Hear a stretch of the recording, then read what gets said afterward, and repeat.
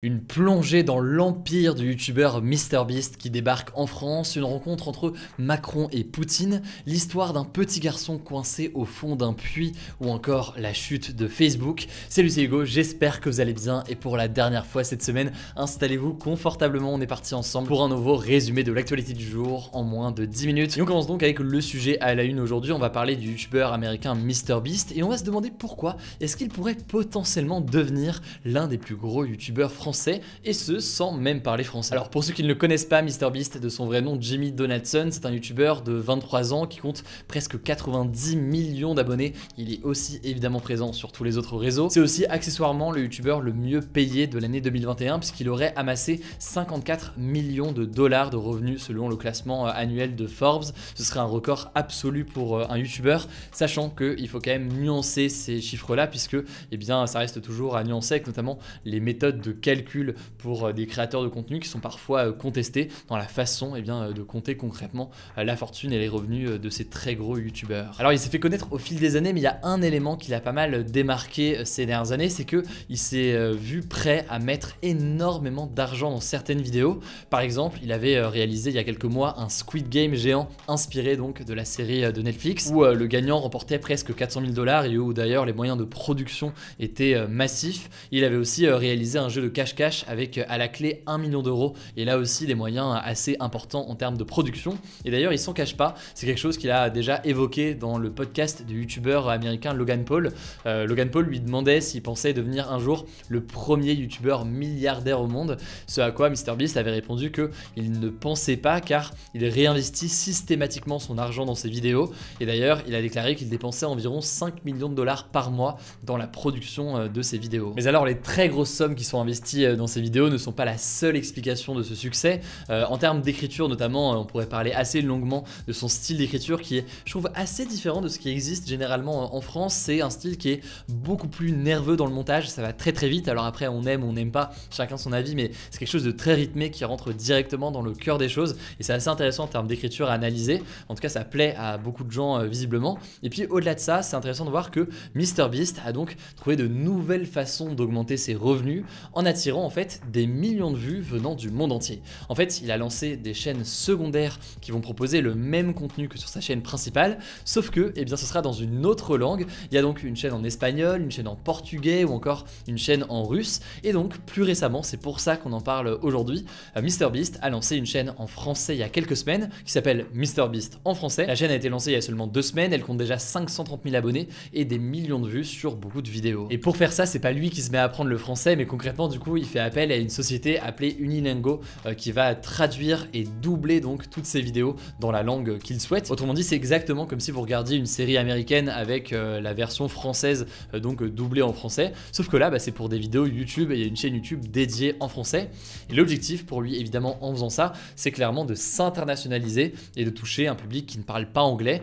Et visiblement donc ça fonctionne très bien. Par exemple, la chaîne en espagnol compte déjà près de 16 millions d'abonnés. C'est donc absolument massif et ça génère de l'audience et donc du revenu aussi et donc plein d'autres choses derrière qui pourraient développer. Et donc finalement aujourd'hui MrBeast c'est plus seulement entre guillemets un simple créateur de contenu, il devient une véritable marque comme pourrait l'être par exemple la plateforme Netflix en traduisant comme ça ses contenus dans des dizaines de langues à l'international. Et d'ailleurs récemment MrBeast a même sponsorisé les vidéos de plusieurs youtubeurs français et donc il y a notamment Amixem qui a été sponsorisé par MrBeast pour que Amixem fasse la promo de MrBeast, un peu comme on pourrait avoir des partenariats pour un NordVPN ou encore un Rhino Shield. C'est donc assez intéressant parce qu'il y a un objectif de faire connaître la marque MrBeast en France et ça passe donc par des partenariats avec d'autres créateurs de contenu. Bref, MrBeast est en train de développer un véritable empire avec ça et encore là j'ai parlé que de ça, mais on pourrait parler de sa chaîne de fast food qu'il a lancée aux États-Unis, de tous les concepts entrepreneuriaux qu'il est en train de pousser. Je trouve ça assez fascinant à titre personnel parce que je suis créateur de contenu moi-même et donc de voir concrètement toutes ces choses qui peuvent se développer. N'hésitez pas à me dire d'ailleurs dans les commentaires sur YouTube ce que vous en pensez, si jamais ça vous intéresse d'avoir des vidéos d'analyse de tout ça et si jamais ça vous intéresse on pourra se creuser un peu plus dans les détails, pourquoi pas dans des vidéos dédiées pour comprendre concrètement les rouages et les coulisses de tout ça. Allez, on continue avec le point présidentiel. Une seule actualité aujourd'hui, c'est la suivante: le président de la République Emmanuel Macron a dépassé la barre des 500 signatures ce jeudi et c'est donc le premier candidat à atteindre ce cap, alors même d'ailleurs qu'il n'est pas encore officiellement candidat parce qu'il n'a pas encore officiellement annoncé déposer sa candidature à l'élection. Pour rappel, les candidats à l'élection présidentielle ont besoin d'avoir 500 signatures d'élus, qu'on appelle aussi des parrainages, pour que leur candidature soit officiellement validée et confirmée. Du côté des autres candidats, eh bien, on a la candidate du parti de droite, les Républicains, Valérie Pécresse, qui en a pour l'instant rassemblé déjà 324. Il y a la candidate du Parti Socialiste, Anne Hidalgo, qui en a collecté 266. Et pour le moment, eh bien, la candidate du Rassemblement National, Marine Le Pen, n'en a que 35. Alors cela dit, pour nuancer tout ça, ils ont quand même jusqu'au 4 mars pour récolter ces signatures. Donc c'est pas parce qu'un candidat on a peu aujourd'hui qu'il n'aura pas les 500 d'ici là, mais ça montre bien aussi à quel point ça peut prendre du temps. Et donc tout ça doit être officiellement validé par le Conseil constitutionnel. On va donc suivre l'évolution du nombre de signatures comme ça dans les prochains jours. Et évidemment, je vous tiendrai au courant puisque ça va forcément beaucoup évoluer dans les prochains jours. Dans les actualités en bref, on commence avec cette première actualité. Emmanuel Macron va se rendre en Russie ce lundi pour rencontrer le président russe Vladimir Poutine. Il va aller ensuite, juste après, donc mardi, en Ukraine pour rencontrer le président ukrainien Volodymyr Zelensky. L'objectif affiché par le gouvernement, c'est d'essayer d'apaiser les fortes tensions qu'il y a en ce moment entre les deux pays.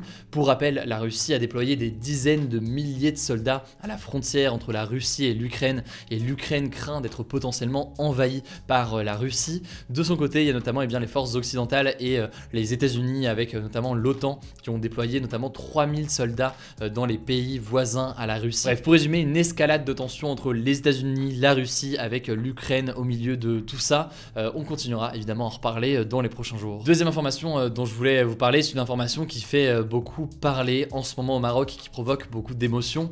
Un petit garçon de 5 ans, Ryan, est coincé au fond d'un puits de 32 mètres de profondeur depuis ce mardi, dans lequel il est en fait tombé par accident. Alors les secours font logiquement tout pour essayer de le sauver, mais l'opération est en fait très compliquée puisque ils peuvent pas descendre directement le chercher puisque le trou de ce puits n'est pas assez grand pour un adulte et du coup ils creusent une galerie à côté du puits pour essayer de l'atteindre. Une caméra qui a été descendue au fond du trou a montré que le petit garçon était vivant. Par ailleurs, ils arrivent en fait avec des tubes à acheminer de l'oxygène et de l'eau pour que donc il ait au moins tout ça, mais cela dit évidemment ça reste une situation qui est délicate. En tout cas au moment où je tourne, les secours s'activent du coup pour terminer cette galerie souterraine. Troisième information liée à l'économie, Mark Zuckerberg, le patron et le fondateur de Facebook et de l'entreprise Meta qui a donc Facebook, WhatsApp ou encore Instagram, ne fait plus partie des 10 personnes les plus riches du monde et c'est la première fois depuis 2015 que c'est le cas car il a virtuellement perdu près de 24 milliards de dollars en une seule journée.